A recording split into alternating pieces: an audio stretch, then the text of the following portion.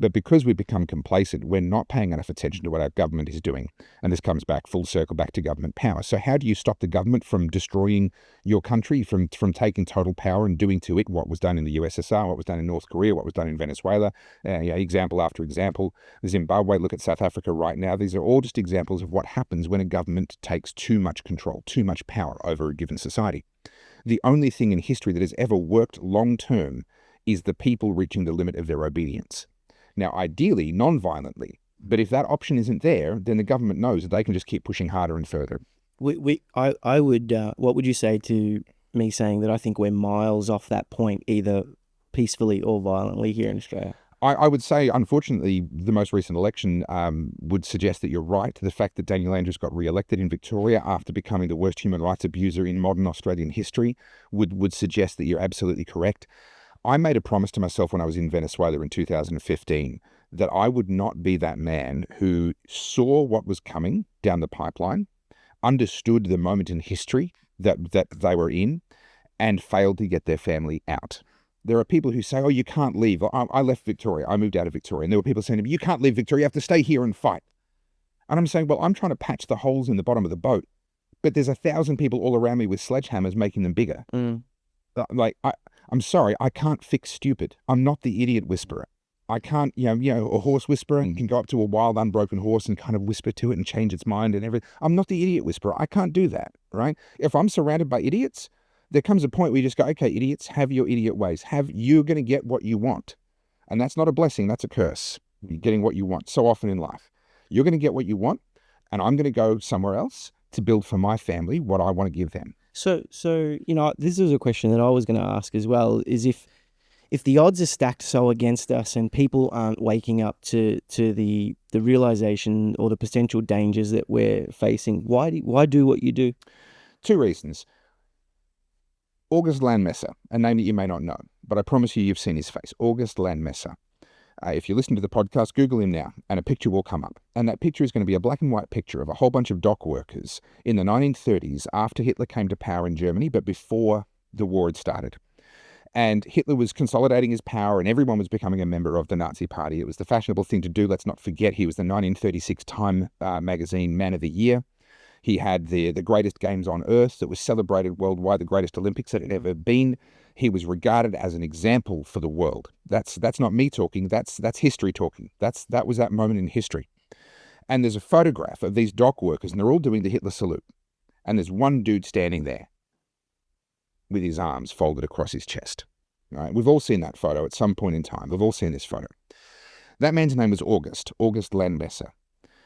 He folded his arms across his chest because he would not, even just to fit in, even just to not stand out, even just to not create waves and ripples, he would not make this the outward symbol of obedience to the rising Hitler regime. He did not know that there was a camera there. He did not know that photograph was going to sit in someone's attic for a couple of decades before being rediscovered, investigated, and his name would eventually come to the surface in history. He did not know that he was going to become a symbol of the fact that even at the time, there were people who did the right thing. Not all Germans. He became a symbol for that. When Tank Man stood in front of that column of tanks in Tiananmen Square in China, he didn't know that a mile behind him was a CNN crew on top of a skyscraper building with a telephoto lens that was going to get photographs and video of him, and that he would be immortalized in history as Tank Man, as the man who stopped a column of tanks with his shopping in his hand. He was literally on his way home from the shops. He wasn't even a protester. He's got bags of shopping in his hand, and he saw something and he went, nah, not having it. And he didn't do it for the cameras. He didn't do it for history. He did it because it was right. So all the way through, and I mean, we unfortunately, we can't have a podcast without talking about what happened in COVID, at least briefly. I was one of the very first people to speak up against the lockdowns and the total government control that was taken during that time. And a lot of people said to me, it's pointless. Why are you doing this to yourself? I ended up on criminal charges, cost my family tens of thousands of dollars, a lot of sleepless nights, destroyed my mental health. I lost my business through it all. It came at a terrible cost. And people would say to me, why? Why are you doing this? You're not going to change anything. It's not about whether or not I change anything. It's about the fact that I, for the rest of my life, know that when my test came, I passed. Right? When history asked me the question, who are you? You know, we've all asked ourselves the question, if I'd been alive in the 1930s in Germany, who would I have been? And we all want to believe that come the late 1930s and 40s, we would have been the one hiding Anne Frank. We all want to believe that. If we'd been in France, we want to believe that we would have been the one in the resistance, not the one who was making business deals with the Vichy regime. We all want to believe that we would have been on the right side of history. Most of us never get the opportunity to find out.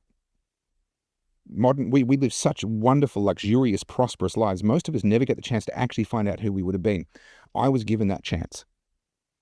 And I have proved to myself beyond a shadow of doubt who I am and who I would have been during that time. And for me, that's worth everything I lost. There is no price that you can possibly put on that. What gave you the confidence to do that? Because there'd be a lot of people that would be thinking the same thing, right? It's not worth sticking the neck out. Correct. What was the difference? So I ended up doing, because I get asked this question so much, I ended up doing a masterclass essentially on mental health and on mentality.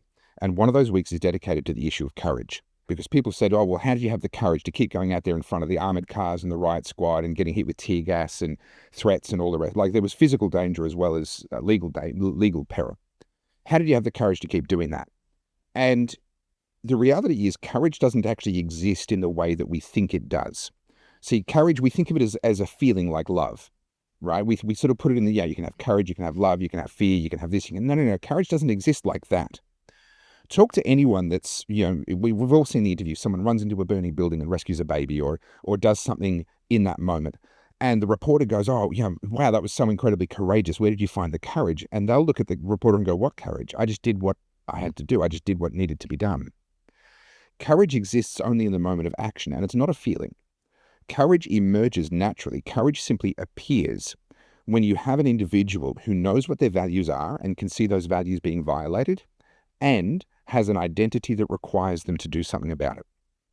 Where you get people with bravado is people who they might have the values and say, oh, that's wrong, but their identity allows them to skulk off into the weeds. So I agree with a lot of what you're saying. The thing that I struggle to wrap my head around is that I find that having some of the points of views that we have here on this panel, whether it be in relation to lockdowns, COVID, the political leader, economics, you're in the minority. Oh yeah. And so it's not like the people who are watching this on the other side of the debate will look at you, will look at us and look at you and say, this guy's crazy. He doesn't know what he's talking about, because I disagree with everything he's saying anyway.